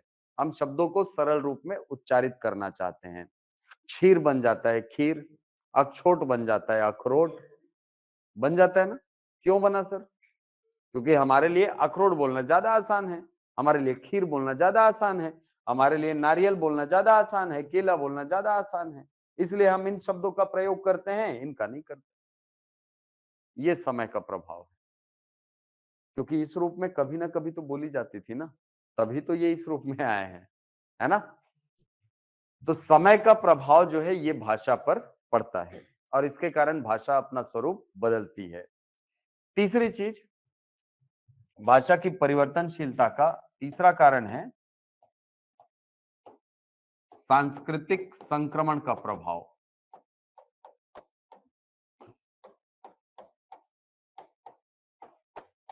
सांस्कृतिक संक्रमण का प्रभाव क्या मतलब हुआ सर, सांस्कृतिक संक्रमण कहने का?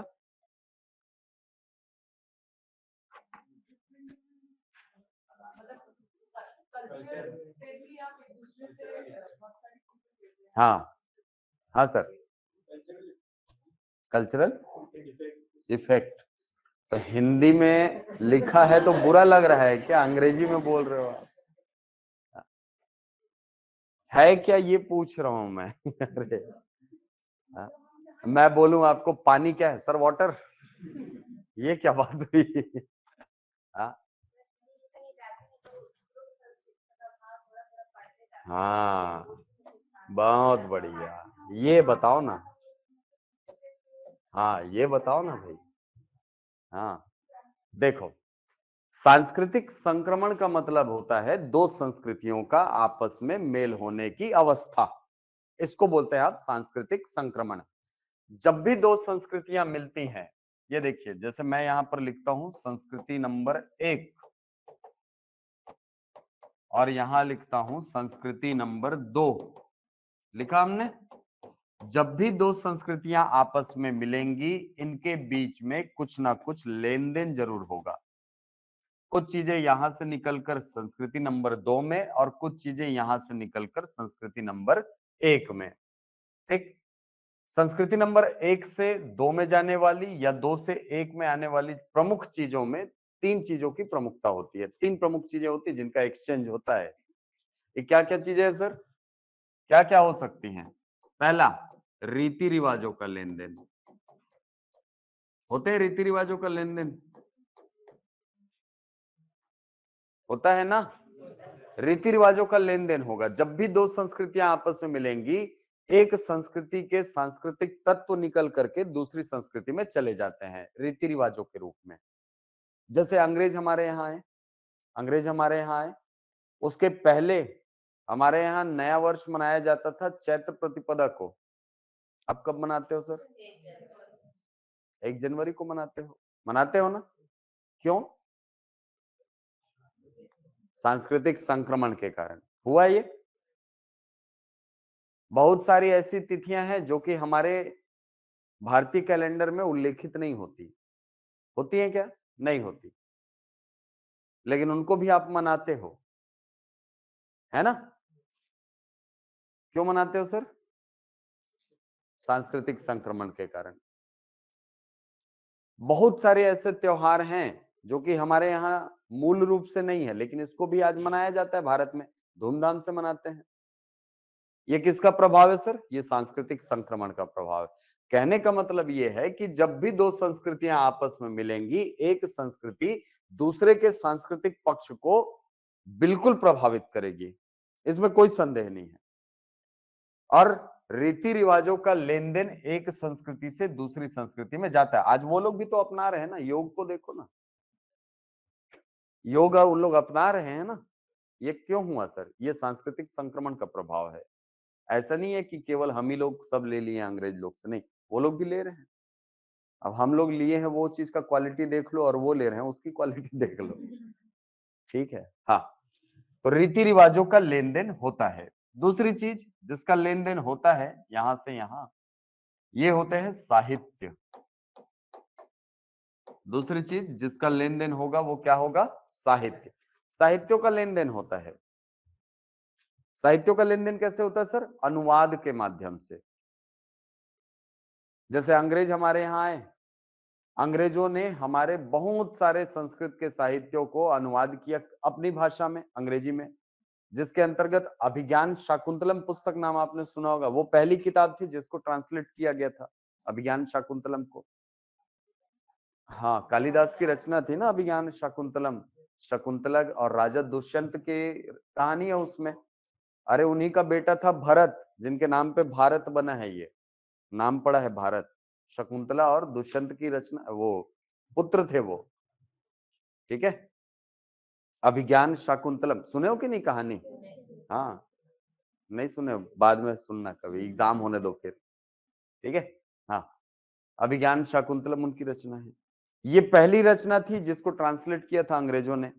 और अंग्रेजों ने तो एशियाटिक सोसाइटी ऑफ बंगाल के माध्यम से न जाने कितने साहित्यों को अंग्रेजी में अनुवाद किया है।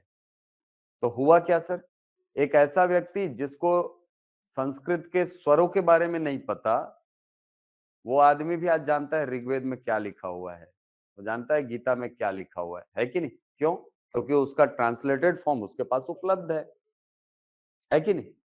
ये है। आज आपको अंग्रेजी बिल्कुल नहीं आती, बिल्कुल नहीं आती, फिर भी आप हैरी पॉटर के उपन्यास पढ़ सकते हो अपनी भाषा में, अनुवाद के माध्यम से। है ना उपलब्ध आज? जेके रोलिंग की किताबें हैं आपके पास। आप ओ हेनरी को पढ़ सकते हो, रूसो को पढ़ सकते हो, वॉल्डेयर, शेक्सपियर तक को पढ़ सकते हो। आपके पास अनुवादित ग्रंथ है उनके, तो आप जान सकते हो कि वो आदमी लिखता कैसा था, पता चल जाएगा आपको। ठीक है, तो साहित्यों का लेन देन होता है जब भी दो संस्कृतियां मिलती हैं। अंग्रेज छोड़ो, फारस जब आए, फारसी लोग जब आए, या यूं बोला जाए जो मुगल लोग आए, मुगल भी तो बाहर से ही आए थे, वो जब आए तो उन्होंने भी हमारी बहुत सारे संस्कृत के साहित्यों को अनुवाद किया है। अकबर के टाइम में फैजी, फैजी नाम का एक व्यक्ति था जिसकी अध्यक्षता में ट्रांसलेशन डिपार्टमेंट प्रॉपर एक बनाया गया था, जो संस्कृत के साहित्यों को फारसी भाषा में अनुवाद करता था। आप और आगे बढ़ोगे तो औरंगजेब का भाई मिलेगा, दारा शिको, नाम सुने? 4 भाई थे। हाँ, हाँ, दारा शिको की। तो दारा शिको जो थे, उनकी 2 किताबें बड़ी फेमस है। एक किताब का नाम है उनका मजमूल बहरीन, और एक किताब का नाम है उनका सिर्र-ए-अकबर। ये जो सिर्र-ए-अकबर है, ये बेसिकली देखा जाए ना तो ये संस्कृत में जो उपनिषद हैं हमारे, उपनिषदों का हिंदी अनुवाद है। वो भारतीय संस्कृति के प्रति थोड़ी-सी रुचि रखता था, तो उसने क्या किया? उसने अनुवाद किया उपनिषदों का, और उस अनुवादित पुस्तक का नाम रखा सिर्र-ए-अकबर। ज्ञान का जो सर्वोत्तम सिरा है, सर्वोत्तम शिखा है, वो उपनिषद। तो ये बताया किसने? दारा शिकोह ने। और ऐसा नहीं है कि बस इतना ही है, और भी बहुत सारे ग्रंथ हैं। आज देखो ना, आपको महाभारत कौन सी भाषा में अनुवादित नहीं है बताओ? पुर्तगाली में मिल जाएगी, रशियन भाषा में मिल जाएगा, फ्रेंच में मिल जाएगी, अंग्रेजी में वो तो सबसे पहले हुआ है। तो दुनिया की जितनी भाषाएं हैं ना, सब के साहित्य आप पढ़ सकते हो अनुवाद के माध्यम से।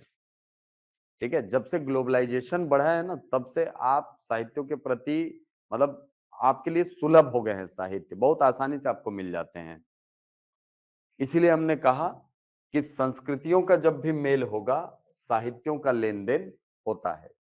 ग्लोबलाइजेशन मतलब वैश्वीकरण ना, आप विश्व की दूसरी संस्कृतियों से जुड़ रहे हो। तीसरी चीज जिसका लेन देन होगा, वो है शब्दों का लेन देन, और ये सबसे महत्वपूर्ण है, शब्दों का लेन देन। शब्दों का लेन देन होने पर भाषा का स्वरूप बदल जाता है, और यहीं से कॉन्सेप्ट आता है विदेशज शब्दों का। समझे? यहीं से कॉन्सेप्ट आएगा आपका विदेशज शब्द। जब भी दो संस्कृतियां मिलती हैं तो होता क्या है सर? होता यह है कि एक संस्कृति के शब्द निकलकर इस संस्कृति में, और इस संस्कृति के शब्द निकलकर पहली संस्कृति में आ जाते हैं। होता है, और ये इस कदर हमारी भाषा में घुल मिल जाते हैं कि हम उनका मूल अनुवाद संस्कृत में चाहते ही नहीं है। चाहते हो क्या चाय शब्द का संस्कृत अनुवाद? नहीं सर, रोजमर्रा के जीवन में चाय जिंदाबाद है। चाय शब्द चल रहा है, चाय चलने दो, है नहीं? अर्जुन त्वम चापी मम चापी, तू भी चाय पी मैं भी चाय पीऊं। गीता में आता है। ठीक है, असली अनुवाद ये नहीं है ना। हाँ, तुम्हारे भी बहुत से जन्म हो चुके हैं, मेरे भी बहुत से जन्म हो चुके हैं, ऐसा वो कहते हैं। हाँ, तो यहाँ पे चाय पी नहीं बोल रहे हैं। हाँ, चाय चाय ही है, ये चीनी भाषा का शब्द है। ये चाय जो शब्द है ये चीनी भाषा का शब्द है। ये आया हमारे भारत और हमने उसको उसी रूप में हमारी भाषा में शामिल कर लिया। हमने उसका संस्कृत नहीं खोजा, क्यों? बोलने में सरल है ना सर। आलू पुर्तगाली भाषा का शब्द है, अब आलू का संस्कृत बताओ मुझे। नहीं खोजते, क्यों नहीं खोजते सर? सरल है बोलने में सर, कौन इतना मगजमारी करे। हाँ कि ना? हाँ, ये ऐसे शब्द हैं जो कि विदेशी भाषाओं से आए हैं और उसी रूप में हमारी भाषा में शामिल हो गए हैं। इनको कहा जाता है विदेशज शब्द। अलमारी पुर्तगाली भाषा का शब्द है, पुर्तगाली भाषा का शब्द है अलमारी। हाँ, चाबी पुर्तगाली भाषा का शब्द। बहुत सारे शब्द है, आगे पढ़ाऊंगा ना मैं, ठीक है। बहुत सारे ऐसे शब्द हैं जो कि विदेशी भाषा से आए हुए हैं और मैं तो कहता हूं कि आज संभव ही नहीं है कि हम एक लाइन भी बिना विदेशी शब्दों के बोल दें, है ना। होता है ये, और ये तभी हो पाया है जब दो संस्कृतियों का मेल हुआ है। अब खुद सोचिए, दूसरी संस्कृति के शब्द आकर के हमारी भाषा में शामिल हो रहे हैं, तो क्या हमारी भाषा का स्वरूप बदलेगा नहीं? यानी ये भी कारण है किसका? परिवर्तनशीलता का। तो प्रत्येक भाषा इन तीन कारणों से प्रभावित होती है, बदलती है। इसीलिए भाषा का स्वरूप कभी भी स्थायी नहीं हो सकता, वो बदलती रहती है, उसमें परिवर्तनशीलता होती है। और इस बात को आपको बच्चों को पढ़ाते समय बिल्कुल ध्यान में रखना होगा कि क्षेत्रीयता का प्रभाव उनकी भी भाषा पर हो सकता है। क्योंकि ऐसा होता है ना कई बार कि हमारी मतलब कई सारे बच्चे ऐसे रहते हैं जो ठीक से हिंदी नहीं बोल पाते हैं। ग्रामीण क्षेत्र में पोस्टिंग हो गई, उनको हिंदी नहीं आती। सर वो मेरे को थपड़ा मारा, मैं वहीं पे घुलट दिया इसे। अब बोल दिया तो वो कैसे करोगे आप? है कि नहीं? हाँ। हाँ, तो उनको होगी ना दिक्कत। वो 2 साल की दिक्कत होती है मैडम, लेकिन ना धीरे-धीरे करके अब अच्छे शिक्षक हो तो आपको सीखना भी पड़ेगा ना, ठीक है? अच्छे शिक्षक हो तो सबसे पहले तो बच्चों को सीख के दिखाना पड़ेगा कि देखो मैं सीख सकता हूँ तो आप भी सीख सकते हो, है कि नहीं? हाँ, 2 साल से ज्यादा थोड़ी टाइम लगेगा यार। अर्जन, अधिगम यही सब तो पढ़ते हो ना। हाँ, तो अर्जन भी करो, अधिगम भी करो, वहां बैठ के पढ़े तो बीएड में। हाँ, उसको प्रैक्टिकल करके दिखाओ। अर्जन कब होगा सर? बस्तर में रहोगे, आसपास के लोगों से सीखोगे, अर्जन है। और अपने किसी कलीग से पूछोगे भाई इसको क्या बोलते हैं? अधिगम है। है नहीं? हाँ, ये अर्जन और अधिगम का सिद्धांत होता है। चलिए आगे देखेंगे। हाँ, तो भाषा कैसी होती है सर? सदैव परिवर्तनशील, ये बदलती रहती है, इसका स्वरूप कदापि कभी भी स्थायी नहीं हो सकता, ठीक है। बाकी और गुण है उसको हम लोग देखेंगे कल, ठीक है। जैसे भाषा यादृच्छिक होती है, यादृच्छिकता के क्या मायने होते हैं, इसके अलावा भाषा कैसे सरलता से कठिनता की ओर चलती है, वो सब कल चर्चा करेंगे, ठीक है। चलो, सिलेबस क्लियर है हिंदी का? सिलेबस रख करके पढ़ना, साथ में पुराना क्वेश्चन पेपर रखना, एक भी टॉपिक बाहर नहीं जाएगा, ठीक है। चलिए मिलते हैं।